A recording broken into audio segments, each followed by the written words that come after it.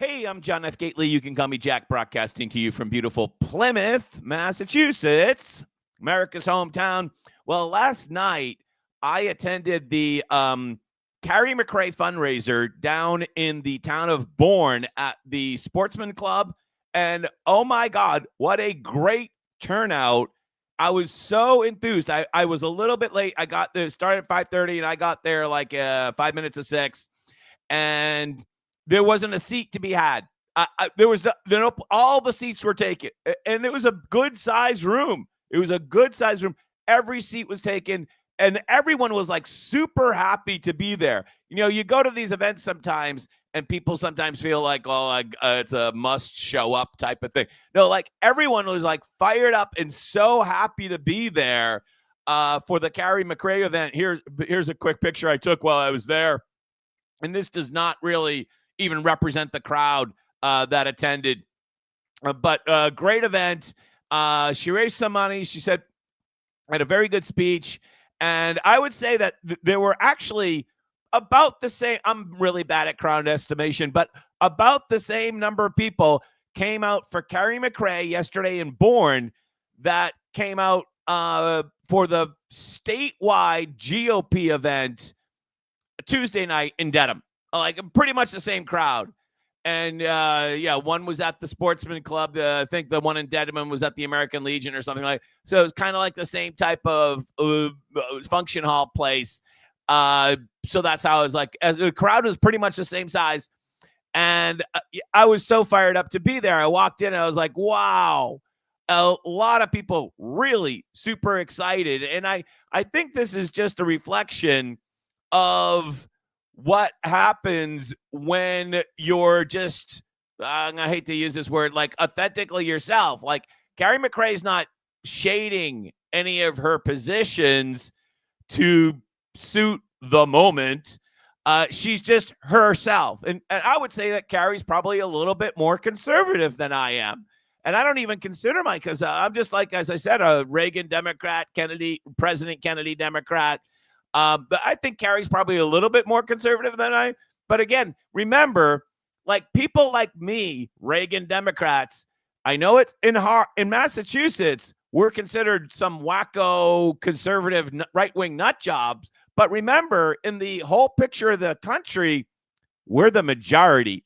Our guy won the presidency, not only electoral votes, but the popular vote. The popular vote. Our guy won. Not your guy, you far left-wing nut jobs.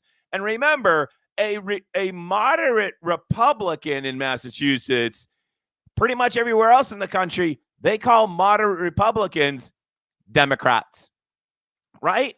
And so, you got to remember this allegory of the cave, this whatever wacky environment that we live in here. It's completely twisted. Everything is shifted left or whatever left is, right?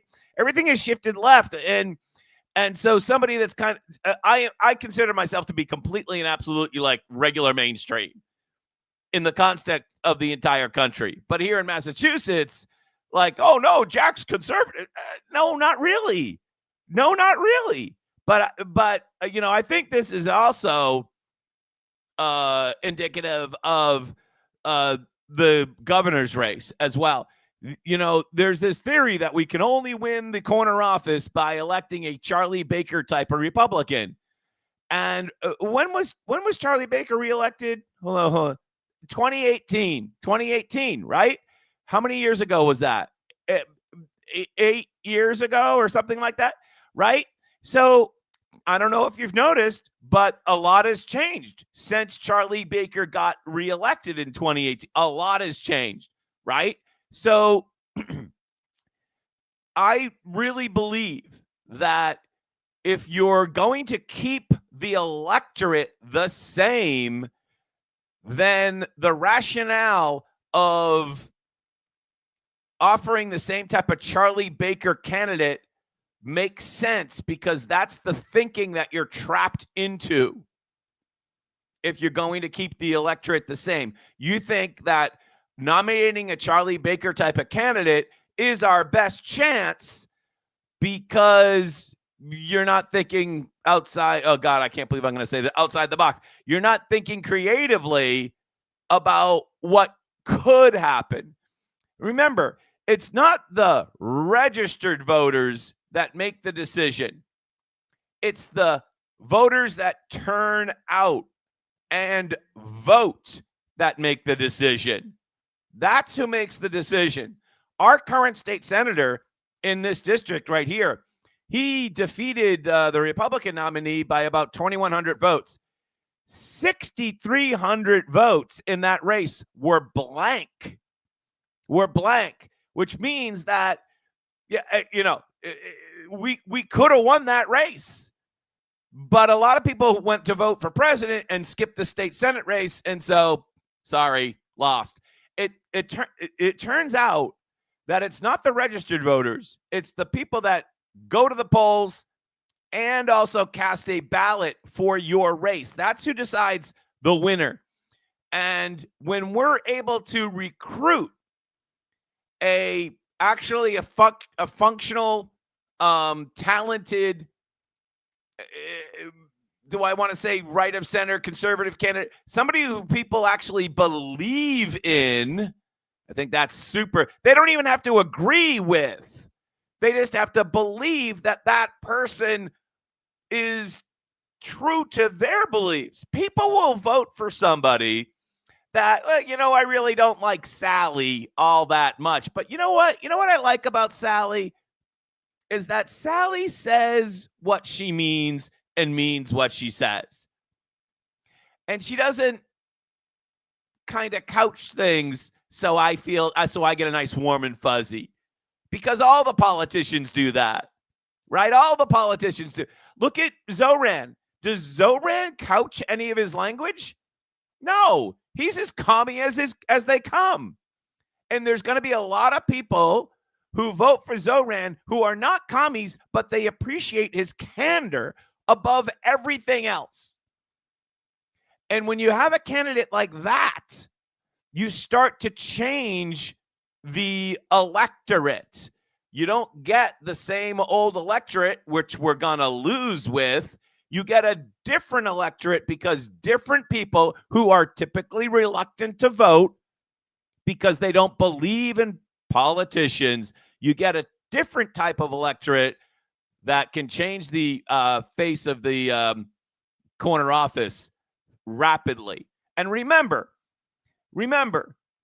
the reason why the Democrats and the moderate Republicans, who are kind of Democrats, the reason why they don't want a conservative running is because they know a conservative that is unabashful in their beliefs might win.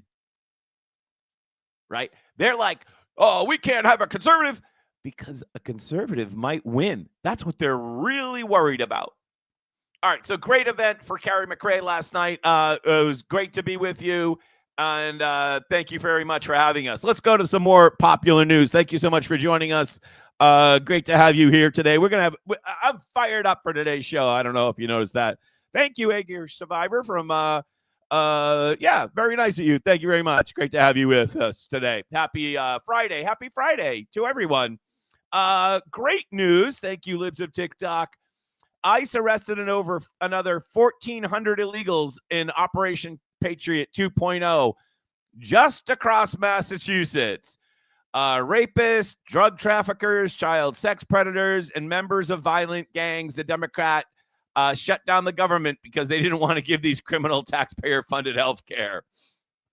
And you nailed it, Libs of TikTok. Way to go, Chaya. Absolutely.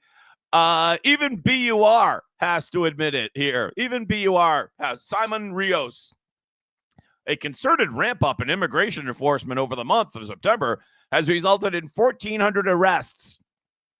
They're sad about it over at BUR. Over at BUR, they're getting out the tissues. Hold on. Here's the part.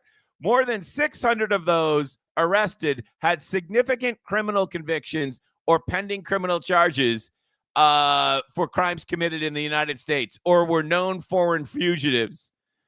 But look at the headline. less than half had significant criminal background.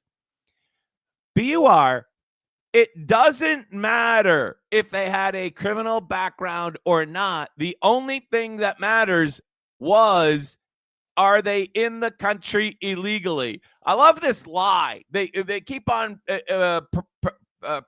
saying it. It's just like the whole Kyle Rittenhouse.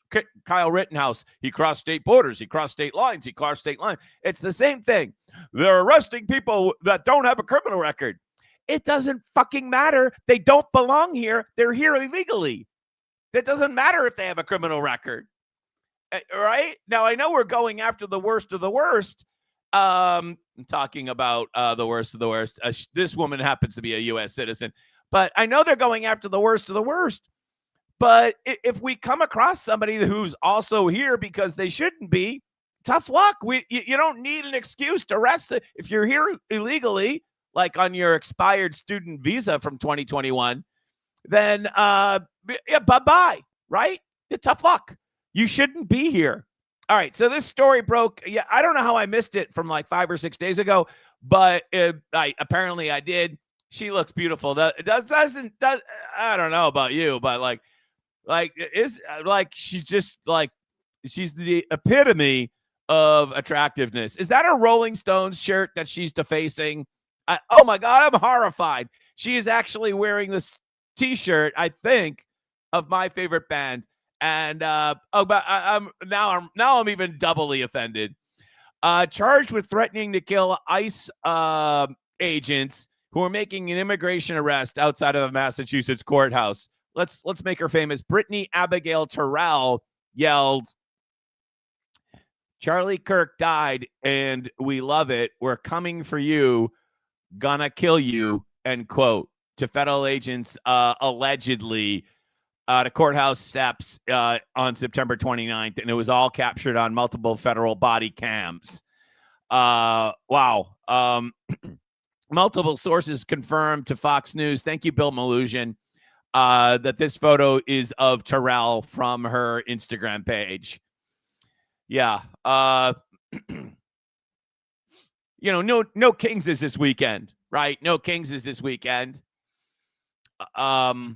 Saturday. How about no assassinations? Can we just agree on that? No assassinations of political figures, no assassination of ICE agents. If you were going to go to the and I'm not going, I actually have something way more important to do with my family, which I'm so very excited to do this weekend. But if you were going to go, I would just quietly stand in the corner and hold up a sign that says no assassinations, and then find out how much hate you received. Put on a body cam, hold a sign, don't say a word, and just say no assassinations, and then wait for the hate that is directed at you, right? Because no Kings is going to be populated by like this lady, and especially by boomers that are older than this lady here, Abigail, right? That's exactly what's going to happen. Fox 25 tells us the story once it loads here. All right, so as you know, yesterday we had a little, how should we say this, technical difficulty with listening to the clip. Hopefully we won't do that today, but you tell me if you can hear the clip in the comments, all right? Here we go. We'll play the clip. Hold on, I got to bring up the courthouse. I don't want to talk about anything with no comment. Stop calling. Inside Thursday, the Malden woman was charged with threatening a United States official, allegedly telling ICE agents last month she was going to kill them. Just kidding. Oh my God. We're not answering any questions. The U.S. Attorney's Office claimed Terrell was at Malden District Court more than 2 weeks ago for a restraining order case of her own. When ICE agents were arresting someone outside, she allegedly tried to jump in their... Oh, I didn't hear that. So she was at the courthouse for a restraining order case of her own. I wonder if she was the one that was subject to the restraining order or if it was the other way around. That'd be interesting. while yelling at them and recording on her phone. She's accused of yelling, "You guys are monsters. This is insane. I'm an American civilian. I have a right to be here. And Charlie Kirk died, and we love it. We're coming for you. Gonna kill you." The incident was reportedly caught all on body cam footage. You can call them Nazis and monsters, etc. Where you cross the line is you may not physically threaten somebody. Boston 25 legal analyst Peter Ellikin said this language would legally cross the line with anyone. It's police, it's the average person on the street. The place where you cross the line is when you physically threaten somebody. A federal prosecutor said Terrell has a history of harassment and could even be heard screaming from her cell before Thursday's hearing. She's facing a maximum sentence of 10 years. That would be if somebody had a really terrible criminal record, they'd been convicted many times in their life. The White House reported a 1,000% spike in ICE officer assaults this year. In this case, the federal prosecutor called her a merchant of mayhem. Man, and again, not even there for that case, not even there for that. She just kind of stumbled all over this and lost her shit when she was there, basically. And the feds have the press release up there for that. By the way, thank you so much for the feedback on the audio. It is working today. Appreciate your feedback. That was why I was giving the thumbs up earlier. Yeah, I mean, God, how about we just start with no assassinations? Can we just agree on that? Can we just agree on no assassinations? That's all I'm asking for right now. That's all I'm asking for right now is no assassinations. Thank you so much for joining us. Someone says she owns the hair salon in Malden. Yes, I've heard that that it's called Bat Cave Hair Salon. Yeah, I've actually read that in several locations. Yes, thank you very much. Was there no bodily injury or property damage to the ICE officers? I don't think so in this case. Just the threats of physical harm, which I think is the basis of the charges. So again, I'm too busy this weekend. I'm really super good. I don't know how much I want to share with you, but my last week, except for like being with you and posting and business, but last week like life, the things that are super important kind of sucked. And so it kind of sucked. And yeah. And it all started with a call to AAA last Friday. And the weekend just went downhill from there. But this weekend, I'm determined to make better. And I'm super excited about this week. So I'm not going to the No Kings thing. But Rebecca Winter, who's like one of the chief architects, I don't know if you've seen this woman on Instagram. She's going to be there, and she's going to tell us all about it. Oh, hold on. You got to largest day of protest the United States has ever seen, with over 2,500 protests nationwide and hundreds here in Massachusetts. Hundreds. Yeah, I checked. I am going to be in Massachusetts. Unlike Governor Healy, I will tell you that I'm going to be staying in Massachusetts. And even where I'm in Massachusetts, there will be a protest, but I'm busy. I can't make that one either. I was like, maybe I'll go to one of the smaller ones. Nope, too busy. We are gearing up to stand in solidarity as we proclaim America has no king. How about no assassinations, Rebecca? And don't even tell me that you're flag-waving American. I'm quite certain that you and a bunch of your people, like the young lady that we just saw there, Abigail, I'm pretty sure that you don't stand for the national anthem, and I'm pretty sure you wouldn't even know the Pledge of Allegiance. Not Donald Trump, not his puppet master, Stephen Miller. The short guy, Stephen Miller, according to AOC? Not the billionaires in power who are lining their pockets off the back of hardworking Americans. Like the billionaires from Wall Street that fund the Democrat Party, or George Soros, those billionaires? This is a pivotal moment for our growing resistance movement, and I want to share some reminders. We see what's happening in Chicago, LA, Portland, and DC. The law is being enforced. Thank you, President Trump. That's exactly what's happening. Where there have been fabricated reasons to bring armed forces to U.S. soil. Fabricated reasons. Have you seen the footage from, oh, I don't know, the footage that I took from Boston Common? Where is that? Oh, there it is right there. Does this look like a fabricated reason? Stopping police that are on their way to an emergency someplace else? Is that a fabricated reason? They are trying to bait us into violence, and I am urging you to not fall for it. Don't fall for it.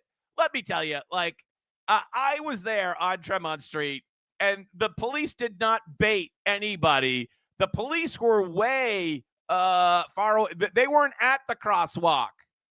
There was a handful of police at the crosswalk.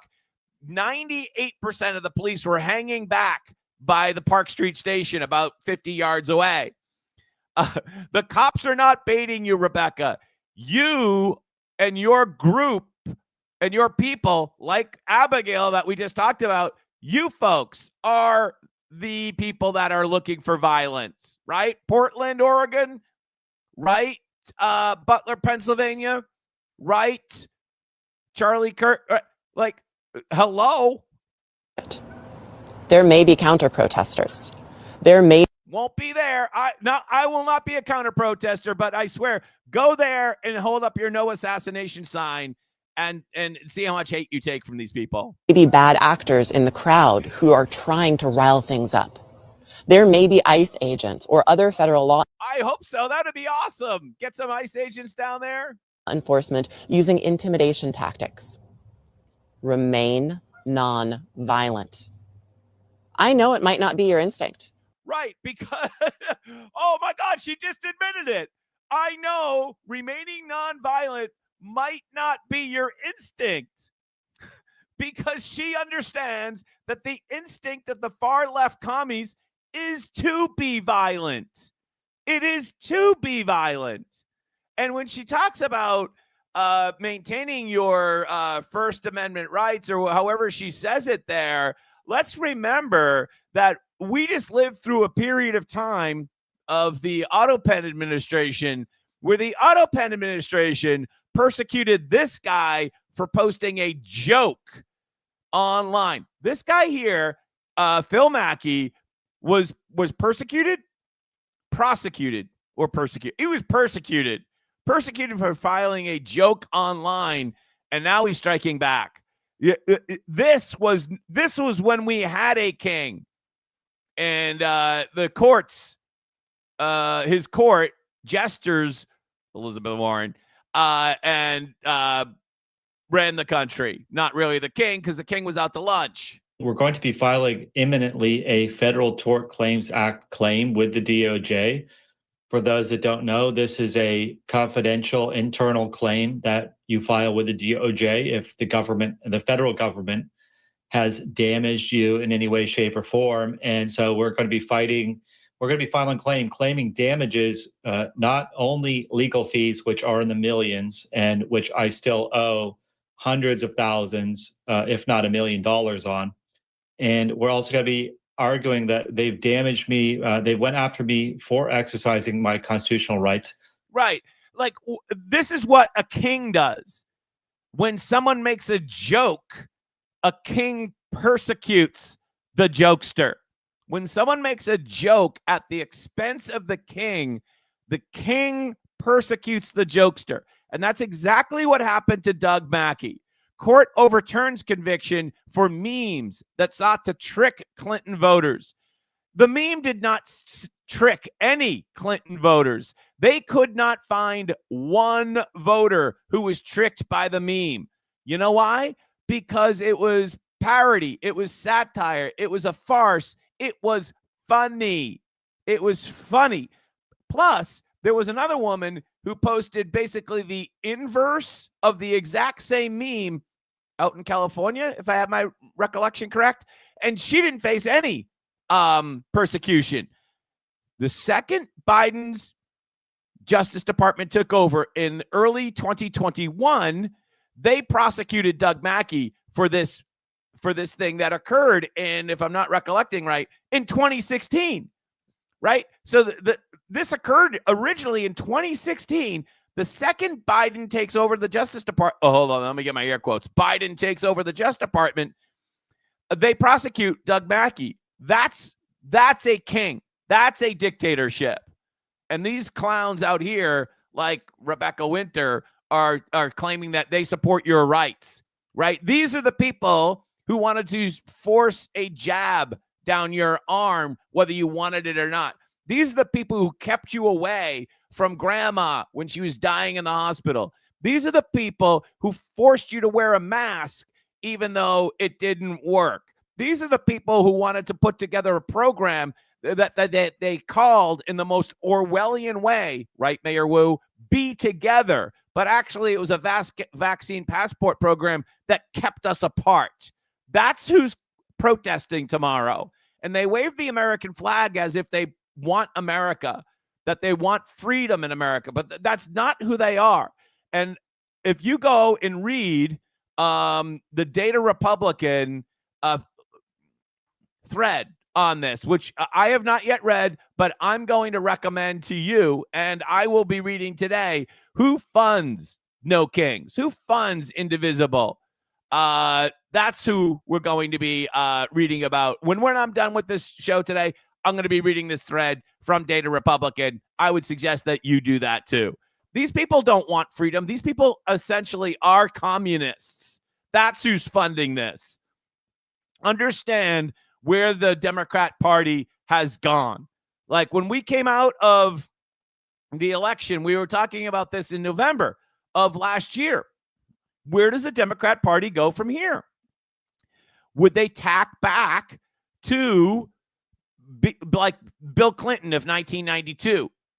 No, they have gone French Revolution adjacent, because I don't know if you saw this yesterday, but they're now looking to primary John Featherston. John Featherston used to be the progressive idol of the far left, 4 or 5 years ago? Now he's being primaried, highly likely going to face a primary because he's not left enough. He's like the Robespierre of 2025, right? That's exactly what's happening. And then you have a bunch of opportunists like Seth Moulton and Dan Coe who are all saying, maybe there's some blood in the water against the old guard in the Democrat Party, and so we're gonna change can't wait, right? And we're gonna take some of these people out, just like just like Mrs. Potato Head did back when she took out Capuano. Same thing. By the way, the governor seems very confused of whether or not she's going to be attending the No Kings protest. This is her Wednesday when she had her press conference about cutting energy. At the very end, there was a random act of journalism, and somebody asked whether she'd be going to No Kings. Take a listen. Governor, are you planning to attend the protest on Saturday? On Saturday? You plan to attend the No Kings rally? Oh, I don't know what my schedule will be on Saturday. Oh, I don't know what my schedule is going to be. Look at how like just totally deadpans it. Oh, I don't know what my schedule is going to be Saturday. Oh, I just take this day to day, right? I am just going day to day. Oh, no idea what my schedule would be Saturday. No, I'm totally clueless. By the way, that's the energy secretary on the screen as well. All right, so that was Wednesday, and then another random act of journalism occurred On that. the next day, yesterday. Not as of right now, but I haven't made. I don't know what my schedule is. Oh, I'm too busy shuffling the paper. I don't know what my schedule is. It's Thursday afternoon, and I still don't know what my schedule is. Hasn't occurred to me. For the immediate weekend. Governor, are you planning to attend the protest on Saturday? Why is that? Why is that? Is she concerned about safety, or does she not want to be associated? Is she trying to kind of tack to the middle? Because this is her base, right? This is her base. She should be there. All of those people that are going to be there tomorrow in Boston Common are Haley voters. They're Haley voters. They're the base of the Democrat Party. That's why Mayor Wu is the headline speaker, right? Her pal, Mayor Wu, is speaking tomorrow, and that's how it rolls. So thank you very much, Bill. Appreciate that. Angry Survivor said, it's like the woman's demon is trying to seep out of her face. Oh, you mean over here with Rebecca? Yeah. Yeah, over here with Rebecca. Yeah, let's just put Rebecca back. Let me see if she says anything else, and then we'll go to the commie from New York in a second. Find a de-escalation training and a Know Your Rights class while you're at it. The ACLU has great resources on their website, and many local organizations are running these trainings regularly. Well, if you already knew your Constitution because you loved America, did you have to go to a de-escalation training? What do they teach you at de-escalation training? All right. If you haven't seen the clips from last night at the so-called debate, here we go. Yeah, this is what Commie said about Trump in New York. We'll give you a minute for this. We'll start with you, Mr. Mamdani. I would make it clear to the president that I am willing to not only speak to him, but to work with him if it means delivering on lowering the cost of living. So there's conditions. I will only speak to you under my conditions because I'm the mayor and you're the president of the whole country. But I'll only speak to you under conditions that are proved to me. For New Yorkers. That's something that he ran his presidential campaign on, and yet all he's been able to deliver thus far has been prosecuting his political enemies and trying to enact... Well, prosecuting his political enemies? Like Doug Mackey? No, it was your president that prosecuted Doug Mackey. The largest deportation program in American history. Yeah, we had the largest deportation program in American history over the last 9-10 months because you just had the largest invasion of America ever. And what distinguishes me from Andrew Cuomo is the fact that he has gotten on the phone with that same president, not asking him how to work together to help New Yorkers or not telling him that he would refuse to back down to protect those New Yorkers, but instead asking him how to win this race. That's something I can do myself. I don't need the president's assistance for. And what I tell the president is if he ever wants to come for New Yorkers in the way that he has been, he's going to have to get through me as the next mayor of the city. You're going to have to get through me as the next president. Yeah. So understand that whether you agree with Zoran or not, understand that his delivery, his fight, people are attracted to that. And they're not attracted to yet another blue blazer country club Republican. That is not what people, because people who do not typically vote are not going to come out and vote for another cookie cutter Republican. This is not 2014. Right? It's not 2014. So you've got to offer somebody different. And you've got to offer somebody that's strident enough as Zoran is. Zoran is a talent. Why is he at the top of the ballot here? Why is he probably going to be mayor of New York? Is it because he bought this election? No, he seems like he has plenty of resources now, but he's in this race. He is in this race. Why? Because he has talent as a candidate.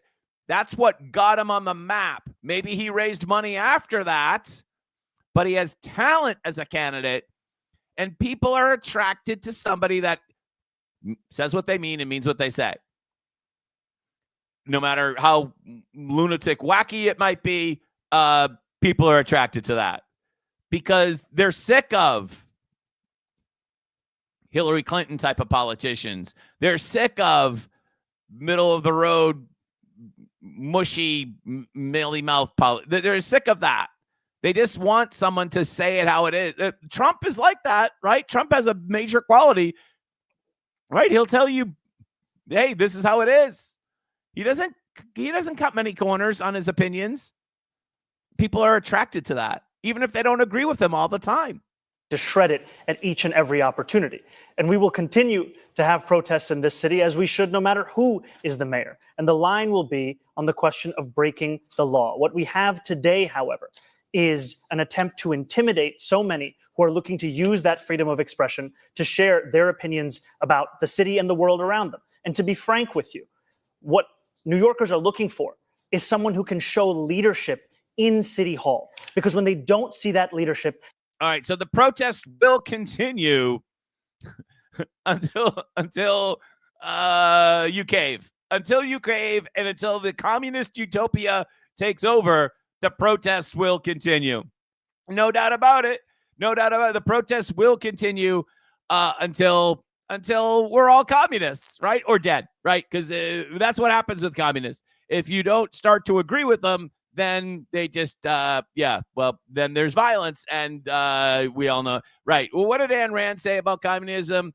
There's only one way out of it, right?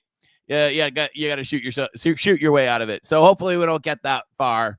Bill says, whoever asked that question, the random act of journalism that occurred 2 days in a row, should be banished from more pep rallies / press conferences. Yeah, right. I'm sure they will. They'll probably got a good talking to, no doubt about it. So the invasion continues, and what we were told was impossible has now happened again.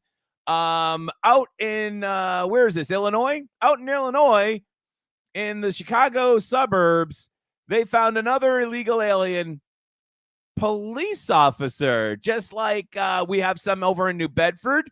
In New Bedford, we have illegal alien police officers. And how we found the one up in Maine, that Big Steve 207 was all over. And that was the one that I actually dug up the oath, and you actually had to be a citizen to take the oath. And so local Old Orchard Beach was blaming the feds for not doing the paperwork right. But the simple fact of the matter is the oath that you take as a police officer requires you to be a citizen.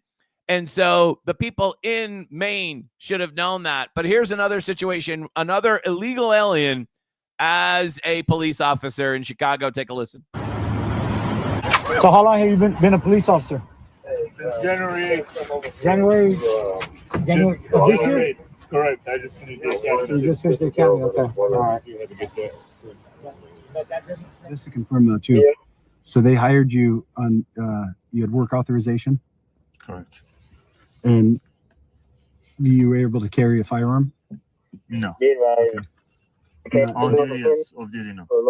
So on duty you could carry a firearm, State of Illinois, you need a FOID and a CCW to carry a weapon off duty. but on duty you could. Correct. Wow. So he had to leave his gun, theoretically, at the station at the end of the shift. Couldn't take it home. Of course, we were told it was impossible for illegal aliens to be police officers. That would never happen. That would never, ever happen. We were also told that it was impossible for illegal aliens to vote. Now, we don't know who is voting illegally up in Lawrence. Thank you, Jeff Cohen from Massachusetts Fair Elections. And by the way, Jeff, I believe that last night I signed a bunch of petitions for you. 2 petitions? I can't remember how many petitions. I signed a lot of petitions last night over at the very well-attended and enthusiastic Carrie McRae event in Bourne. So this happened. I was also told that this was impossible. Let me see if I can highlight I can't highlight it, so I'll just read it here. Specifically, this office has confirmed, this is from the Prince of Darkness, Bill Galvin, that the Lawrence election office has received absentee ballot applications and ballots themselves, which were not from the named voter on the application and or named on the outer envelope of the submitted absentee ballot itself. Information has also been received that some voters submitting an absentee ballot application do not meet the lawful requirements to cast an absentee ballot. Additionally, I think it's worthy of reading this next paragraph.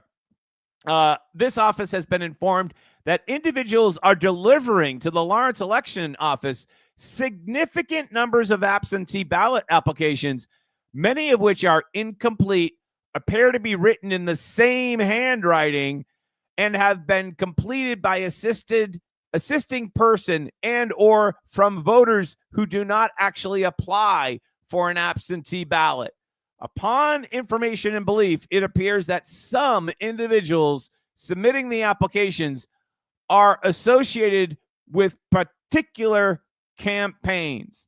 In other words, there's a systemic voter fraud effort in the city of Lawrence. Now, if you are to believe that Lawrence is the only place that this occurs, I have a bridge to sell you. And so consequently, if I go through this letter here, there will be a complete and immediate review of this matter undertaken by election officials. Please be advised that I have determined that urgent circumstances exist relating to matters surrounding absentee ballot application. I have been informed by the first deputy secretary that she has received compelling and reliable information that the foregoing stated activity is actually occurring and continuing in Lawrence. So a major electoral scandal in Lawrence. They have an upcoming election in just a few weeks, November 4th, upcoming municipal election, and all matters leading up to it are to be administered by the current staff of the election office. No additional staff, temporary, permanent, or consultation roles shall be assigned to the Lawrence election office and connected without my approval. So basically, Bill Galvin is keeping an eye on Lawrence. Let's just put it that way. And if you're the only one who thinks that this is a problem specifically to Lawrence, you're a fool. In the same way, to think that the only place that they're smuggling or human trafficking women to work in spas, like the day spa, the bodywork spa, and that is only a problem in Methuen, you're out of your mind. Or if you think that illegal marijuana is only grown in rural Maine and not in Massachusetts, you are out of your mind. This is a widespread problem. You could probably do it in a lot of different places. And I'm actually kind of surprised that they've had to do it in Lawrence, but I guess the problem was so bad that it was one of these emperor has no clothes situations. Like, if we don't crack down here, then it's gotta look really bad. So they're gonna take these people to the cleaners, and they're gonna congratulate themselves for cleaning up the elections, because understand the ballot questions, of which the petitions that some of you may have signed and some of I have may have signed, if this is the perfect advertisement to pass those ballot questions, voter ID, all of those other ones, this is the perfect ammunition to pass those ballot questions. They don't want this problem lingering in 2026, because this is the fuel to pass those ballot questions that I signed the petitions of last night. I'll check your comments one more time. Let's see here. Oh, well, thank you very much, Denise. Very nice of you. Thank you very much. Thank you. Many of you else did that. What a great crowd today. Thank you so much for joining us. So, scandal in Lawrence. Jeff Cohen also has this graphic up that I don't know if I even understand this guy. The numbers are so big. This is an election validity scorecard from 2022. So I wonder if they have a 2024 numbers coming soon. I'm looking forward to the 2024 number. These ones are a little bit old. They're very large. 87,000 more votes counted than voters who voted. That's very concerning. Let me read that again. 87,000 more votes counted than voters who voted in Massachusetts in 2022. How is that possible? I would imagine that number should be like 0, but I can imagine, margin of error, could be like maybe 12, 10, 12, 15. It could be a small number. It could even be a negative number. But how could it be 87,000 more votes counted than voters who voted? How is that possible? I don't get that one. But I am looking forward to Jeff Cohen posting up the 2024 numbers in Massachusetts, because those numbers are just staggering. Just absolutely staggering. All right, so let's shift to the U.S. Senate race. And through that, the congressional seat that's now open, the people's seat, in what I think is, somebody can fact check me, I think that's the 6th congressional district, if I'm not sure. I always get these numbers wrong. But Seth Moulton is virtue signaling today or yesterday. I'm returning my APAC donations, which is the largest pro-Israel PAC, and refusing to accept any donations or support from them. The FEC filing I made yesterday reflects that we're returning donations. Gee, it's just really coincidental that he announced for U.S. Senate the other day, and then like the next day, he's returning money from APAC, which apparently was okay to accept as a U.S. congressman. But now that he's a U.S. Senate candidate, now I think what the liberals call this is performative. Now he's making a show of it. And Congressman from New York, Mike Lawler, provides the smackdown. Way to go, Congressman Lawler.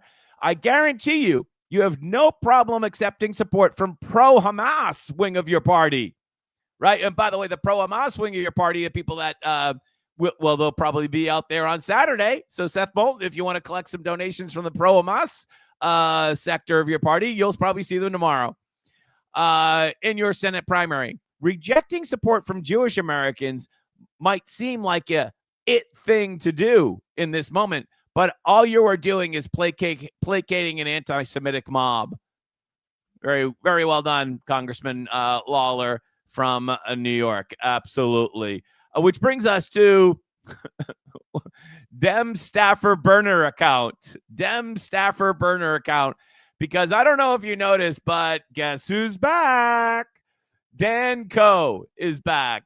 He's the former Marty Walsh chief of staff guy and District of Columbia resident who's now apparently just bounced back here to Massachusetts so he can run for Congress as soon as Seth Moulton announced that he is moving up, hopefully. Well, that's his aspiration to the U.S. Senate. Don't underestimate Ed Markey. Snot-nosed know-it-all is back. The most annoying person to ever work in Boston politics. Born on third base, acts like he hit a triple. Oh my God. Like, you have no idea how annoying this guy is.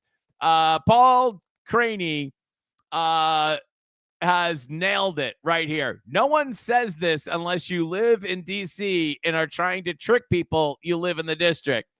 So what is Paul talking about? So there is this clip in his announcement video where Dan Coe kind of reveals himself, where he says, so I'm here at my home in Andover. Like, whoever speaks like that, maybe we can cue this up to where it is. Tell you, this is a scary time. While Donald Trump tramples our Constitution, undermines our democracy, and tries to silence us. Prices are skyrocketing. Families are hurting. Fear, fear, fear, fear. What is this guy selling? We're 13 seconds into it, and all we've heard is fear. And it feels like no one's doing anything about it. No one's doing anything about it. That's why we need Dan Coe. So I'm here at my home in Andover. Whoa. You're here at your home? Whoever talks like that is doing anything about it. So I'm here at my home in Andover. Why would you have to make a point of it? What do the psychologists call this? I think they call it projection. Projection. I'm here at my home in Andover, like, to prove to you that I'm actually here at my home in Andover, because actually Dan Coe's from Washington, D.C., right? And that's where he worked in the Biden administration. And after the Biden administration, he remained in Washington, D.C., because that's where he's from. He got a job down there. And then all of a sudden, he shows up here. Dan Coe responded to Paul Craney, I've missed you, Paul. The only reason you'd miss Paul Craney was if you didn't live in Massachusetts. Paul Craney is like everywhere. He's like, this Buck Craney guy is like gum on my shoe. I'm down in Bourne last night at the Carrie McRae fundraiser, and some guy stands up and says he'd like to make an announcement, and he's like inviting people to some event in Falmouth. And guess who's it for? It's for Paul Craney. Gum on my the guy is everywhere. How could you miss Paul Craney unless you didn't live here, Dan Coe? Right? How Maggie Goodlander of you to kind of just show up and project the truth. You're telling the truth right here. So I'm here at my Andover home. or my home in Andover. Like, you would only say that if you're subconsciously guilty of the fact that you don't really live here.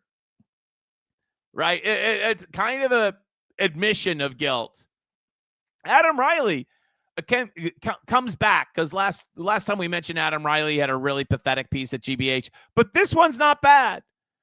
As field to replace Moulton grows, disappointment in Democrats is a common theme. We actually have to go all the way to the bottom to find the money quote on this article. For now on, at least, it's an indication of how many Democrats from different backgrounds feel their party still hasn't figured out how to push back against the evil Trump. Even though they've been running against him in one way or another for roughly a decade now, that might be the biggest story in American politics today. No, actually, Trump winning and Trump delivering on his promises, that's the biggest story. The fact that these losers are running around in the Democratic Party and becoming less and less popular nationwide day after day, that is not the biggest story. It's a big story, but it's not the biggest story. Trump is the biggest story, and Trump delivering on his promises, getting things done for the American people as he promised, that is the biggest story. The fact that these losers, except here in Massachusetts, the wacky world that we live in here, but anywhere else in the country, Dan Coe, Maura Healey, Mayor Wu are on the outside looking in. Any other rational place, they're the wackos in any other rational place.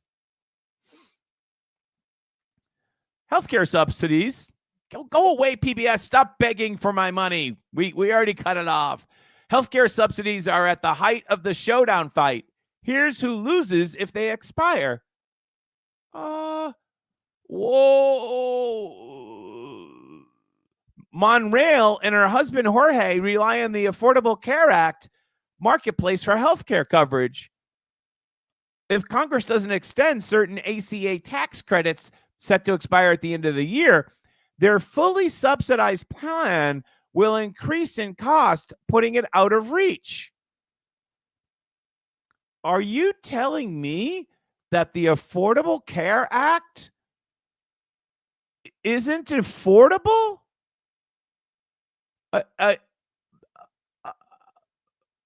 don't know how to respond to that. The Affordable Care Act it's not working? No, that can't be true. It has to be working. Elizabeth Warren, she's on this. She knows it's working, right, Eliz? Week 3 of a government shutdown, and people are getting angry. The thousands of federal workers. I'm not angry. I'm like, yeah, man. That Trump fired to punish Democrats are angry. Americans who rely on those workers to protect us from disease are angry. The air traffic controllers who still have their jobs are angry that they have to. I wonder who else is it. Liz looks a little angry. Show up to work but aren't getting paid. Families who just got their health insurance notices and saw that their premiums are skyrocketing are angry. How affordable is that? Why, or as conservative Massel, I think you may have you confused me on this, but how affordable is that so-called Affordable Health Care Act? Right? Same point I'm saying. Are you telling me that the Affordable Care Act isn't affordable? Understand that that's the plan, right? Passing the Affordable Care Act was just a stepping stone to increase government control of the healthcare sector.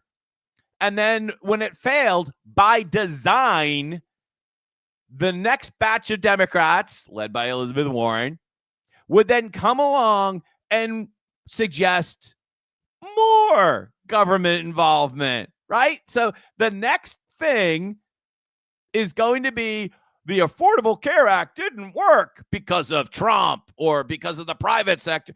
And so their solution is, instead of saying, maybe we should reduce the role of government, their solution is more government all the time, right? And John Deaton, to his credit, he wrote a long post yesterday on X about closing hospitals here in Massachusetts. And he put it on the doorstep of the governor. And he said he's confident that the three major Republican candidates, Mr. Keneally, Mr. Shortsleeve, and Mr. Minogue, will be holding the governor accountable. And I hope also, Mr. Deaton, that you'll be holding Mr. Markey or Mr. Moulton accountable come next fall. So we'll find out about that. But I thought that this post by Mr. Deaton was worthy of your read because he clearly points out that the Democrats have spent billions on illegal immigrants while closing your hospitals, especially hospitals with the birthing centers. Now people have to travel. No, the governor couldn't save Kearney Hospital, for instance, and some of the other ones, the one in Ayr, the one in Gardner, the one in Leominster. Yeah. And understand that the failure of those hospitals is a failure of the Affordable Care Act. Understand that. Sure, they found the executive that they could blame their policy failure on. And Ralph, that guy Ralph, right? And okay, so he doesn't seem like the greatest guy, that Ralph guy. So they blamed the entire policy failure on him. It's the same thing they do with their failure on the war of poverty. The war on poverty, which destroys American families, is not the problem. It's gun violence. Get it? Get it? It's not their policy. It's always something else. And that's exactly what's happening there. Good job, John Deaton, on that post. I noticed this other post. I believe this was her second post. And this still bothers me. We covered this story last week or something. And Jennifer Nassour, I have not been able to stop thinking about this. Massachusetts care system loses 200 kids a year. And I believe she's written about this 2 or 3 times, 2 or 3 separate posts. That's roughly 1 in 7 teenagers in the system. And like, how does Maura Healey lose 600 kids a year? How is that possible? Maura Healey loses 600 kids a year. How is that possible? And then Jennifer Nassour adds, I'm demanding accountability, and to the people in charge here, I don't know how you sleep I don't know how they sleep at night either, Jen. No idea. It's horrific. It's horrific. I just want to add one other thing about this post. The way she phrases that, I'm demanding accountability. I don't think I've ever used that phrase.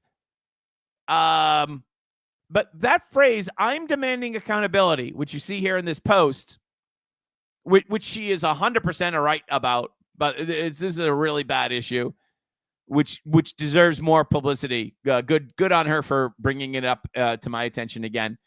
I'm demanding accountability. That almost sounds like something a candidate would write. We're gonna miss her. Chris Van Buskirk, now writing for WBUR, reports that Monica Tippett's Nutt is still going to get paid till the end of the year. Happy New Year. So by my back of the envelope math, that's an extra 10 weeks at about $200,000 plus benefits. That's like an extra 40 grand. And she gets to sign a non-disparagement agreement, which sounds to me like a non-disclosure agreement. Like, wait till Diana DiZoglio wait till DZOG finds out about that. Right? Kiss off Omerta. Right? I'm not going to say anything bad about you, but how about you pay me quietly till the end of the year? 40 grand plus the benefits, plus or minus. Right? What and Dylan Lambert for the right asking all the questions. It's why would they need to put something in writing there saying she won't disparage Healey's administration? They're buying her silence, obviously. What could they perceive her as being bitter over that they would even put that in there? I wonder what could be. Wonder what she could be bitter over. Yeah, I wonder what that could be. Oh, hold on. Trying to run a business. Oh, okay. That's something for later. But, you know, the folks at Mass Fiscal. The thing I always said me. is I will not spend one day trying to keep my job. I just won't. On Thursday, the Healey administration announced its parting ways with Transportation Secretary Monica Tibbetts-Nutt, who since day one on the job showed an intense disdain for the Massachusetts taxpayers. Going after everybody who has money. I will 100% use that as a weapon. Let's take a look back as we say goodbye. I'm going to talk about tolling. I'm going to talk about charging TNCs more. I'm going to talk about potentially charging more for package deliveries. And when I'm talking tolling, I'm talking at the borders. Excuse me, Ms. Secretary, can you comment on the global lawsuit that was filed on Friday? Why hasn't Mass DOT been handing over public records?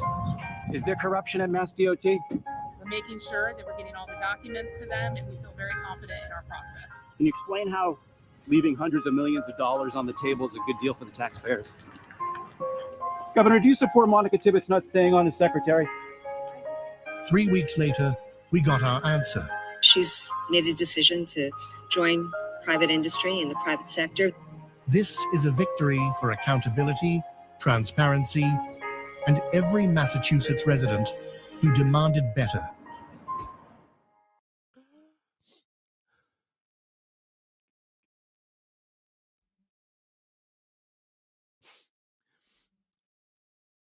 I'm going to miss her. God, I'm going to miss her. She provided so much material. What are we going to do without her? What are we going to do without her? Jeff Deal with the best Monica Tibbetts clip of all time. Yeah, hold on here, Jeff. Hold on, Jeff. We're going to cue you. We're going to turn you up just so everyone can hear it. Hold on. They asked me to give you a public service announcement. If you drove a pickup truck to Beacon Hill, Monica Tibbetts-Nutt is looking for you right now. She's going to confiscate that thing. We don't need semis up here on Beacon Hill. That's what they say. Way to go, Jeff. And Jeff is riffing off the quote that she says, like, I don't even understand why people have F-150s. They're like 18-wheelers. And she basically pokes fun at people that buy F-150 because the only shovel Monica Tibbetts-Nutt has ever used is been at a groundbreaking. She all thinks they come in silver or gold. Like, right? She's never done a hard day's work in her life. She's special. She doesn't have to do a hard day's work, right? And good job, Mass Fiscal. I don't know how we're ever going to live without her. My question to you, though, is who got a worse penalty? Monica Tibbetts-Nutt, who is now going to have to work in private industry, or TFA, right? Who got the worst penalty? TFA, because TFA is going to come back. She'll be back in 30 days. TFA will be back in 30 days. She'll probably get some state job or some city job. She'll be taken care of at a community college. Maybe she can work with Monica, what's her name? The former U.S. attorney who resigned in disgrace. Maybe she can work at Roxbury College with the former U.S. attorney, because she'll be back in 30 days. We're going to miss you, TFA, over the next 30 days. But I'm hoping TFA is going to be back for more material. By Christmas time, she'll be back, if not sooner. Who got a worse penalty? TFA, 30 days in the clink, or Monica Tibbetts-Nutt off to private industry? Who got a worse penalty? I think it's Monica Tibbetts-Nutt, right? Because she's off to private industry, where TFA could be back on the public dole before Christmas, right? Before Christmas. That is distinctly possible that TFA is back on the public dole before Christmas. Absolutely. I just want to say this about Monica Tibbetts Nutt. And actually, it's not even about her. It's about some of you. Not many of you, but some of you. I was watching the reactions of some of you on my feed yesterday, a small minority. But I want to make it perfectly clear that if you want to call her a DEI hire, that's fine. But some of you made comments that were way, way uglier than that. And that's not what I'm about. Why I have an opposition to Monica Tibbetts Nutt is because of her policy positions that affect 7 million people in Massachusetts. Right? As I kind of made fun in the old Joni Mitchell song, they hired Paradise and taxed you an awful lot. Right? I don't care who she spends time with. And if you want to go on my feed and make a bunch of comments about who she spends time with in the most vile and disgusting way, follow me. I don't need you. Because I'm not here to hate on whoever she's married to. I don't care about that. I care about the policy that affects my family. What she does with her family, who she goes home with, I don't care. I care about the policy that affects everybody in Massachusetts. So for those of you who are like making really awful, horrific comments on my posts, you bots and almost everyone that's I don't think anybody who actually has their name on an account, their real name, said anything like this. I think it was all bots. But so to you bot people and anonymous accounts, take your distasteful, hateful comments someplace else, because I don't need to listen to them. And that's not the root of why I'm upset with Monica Tibbetts Nutt. I'm upset about the policy. So enough of your hate. Next up, state mulls end of course test sparking fears of new high stakes graduation exam. Monica Tibbetts Nutt will stay on as an advisor through the end of the year before returning to private industry. All credit to BUR, I believe, and Chris Van Buysark for reporting on the $200,000 that she's going to get paid till the end of the year. The crunch is on. Of course, it's Trump's fault. Here is the Globe headline. Under Trump, money is about to get tight, and Massachusetts isn't ready. Okay, and here's the truth.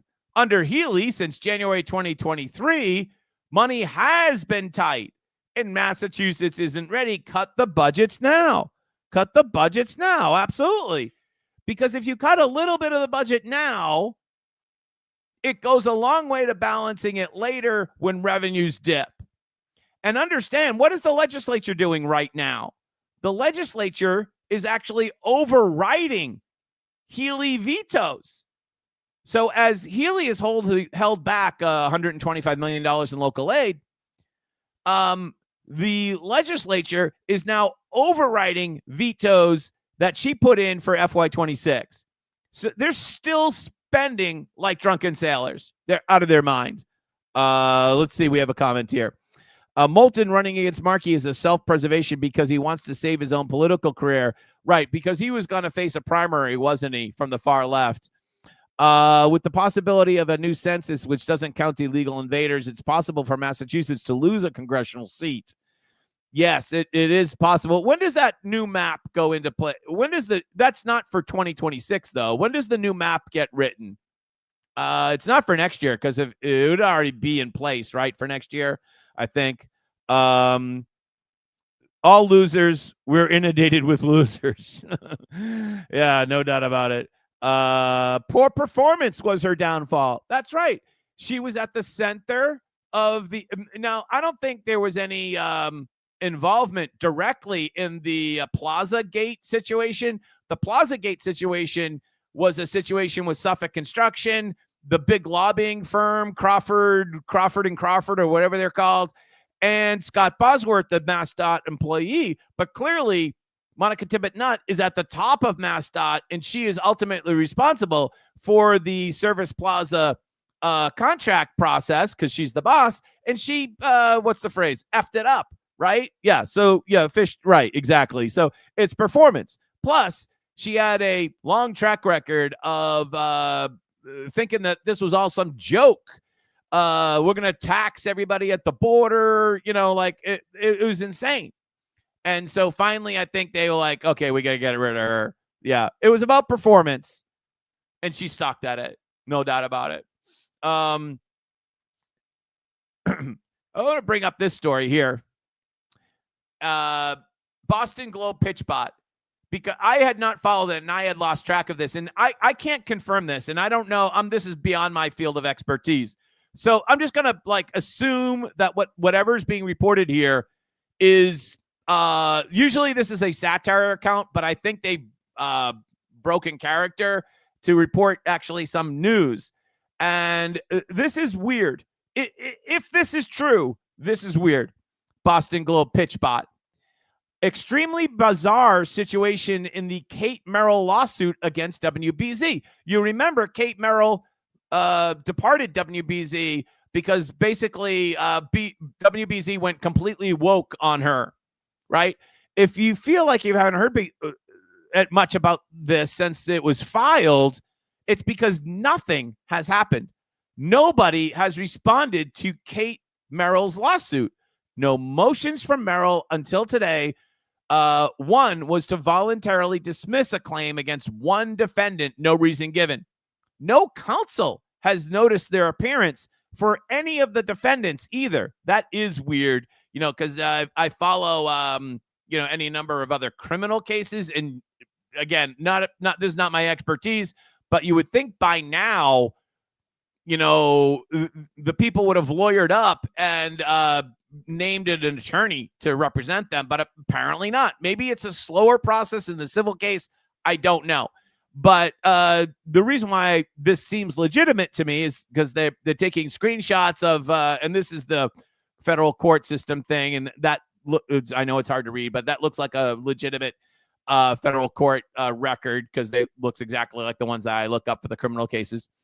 And so why all that happened? Why is nothing happened on that? That it is weird. I can't draw a conclusion other than to say that's slightly peculiar. Yeah. So that is the show. That is the show for today. You have a great weekend. We'll be back probably Monday. You never know. No kings, no assassinations. Bye-bye.